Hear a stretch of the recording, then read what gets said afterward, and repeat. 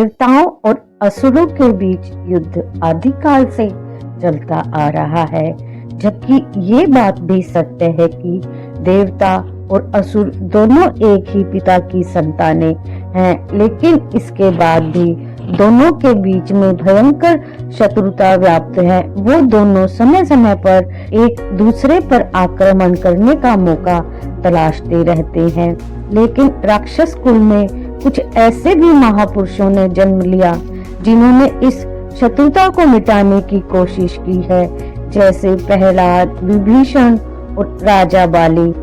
तो वहीं देवताओं और राक्षसों के बीच कुछ और भी संबंध बने। इन्हीं संबंधों में सबसे महत्वपूर्ण प्रसंग है गुरु शुक्राचार्य और देवराज इंद्र की पुत्री के विवाह का संबंध। एक बार दैत्यराज कालनेमी और देवताओं में युद्ध शुरू हो गया।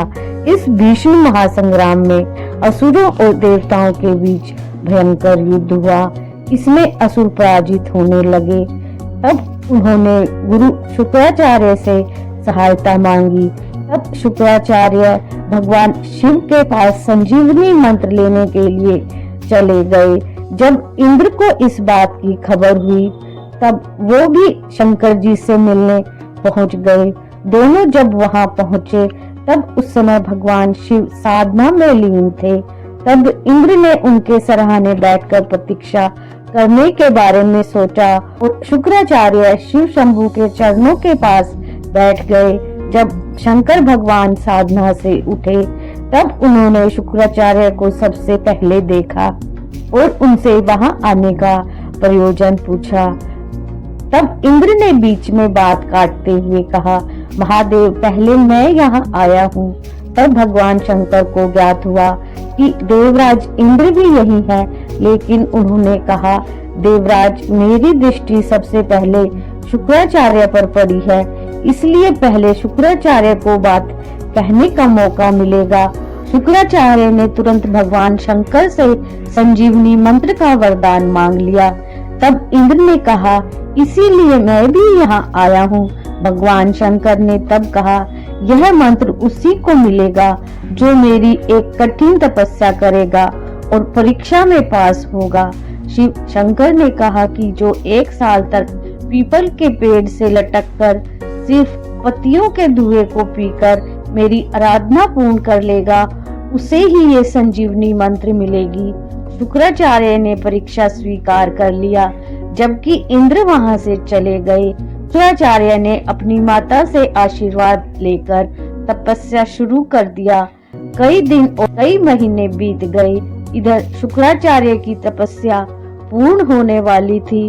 शुक्राचार्य के कठोर तप से आशंकित इंद्र ने अपनी बेटी जयंती को शुक्राचार्य का तप भंग करने के लिए भेजा।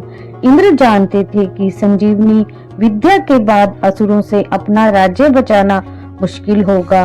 कथाओं में उल्लेख आता है कि जयंती ने शुक्राचार्य का तप भंग करने की हर कोशिश की। जब रूप और काम सफल नहीं हुआ, तो उन्होंने दंड और प्रताड़ना का सहारा लिया। जयंती इधर शुक्राचार्य की तपस्या भंग करने के लिए यज्ञ कुंड में मिर्ची डाल देती है, लेकिन शुक्राचार्य अपनी तपस्या भंग नहीं करते और तड़प उठते हैं। हालांकि वह अपनी तपस्या भंग नहीं करते। जयंती अपने पाप का प्रायश्चित करने के लिए भगवान से प्रार्थना करती है। इस अधर्म से नाराज भगवान शिव अपने भक्त शुक्राचार्य को तड़पता हुआ देख नहीं पाते और उन्हें संजीवनी मंत्र दे देते हैं। अपराध बोध से त्रस्त जयंती शुक्राचार्य से शादी करने का प्रस्ताव रखती है। शुक्राचार्य उनके शादी के प्रस्ताव को स्वीकार कर लेते हैं।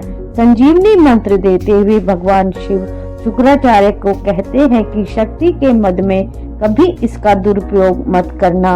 वीडियो को लाइक शेयर करें, चैनल को सब्सक्राइब करें। Thank you for watching. Comment her her Mahadev.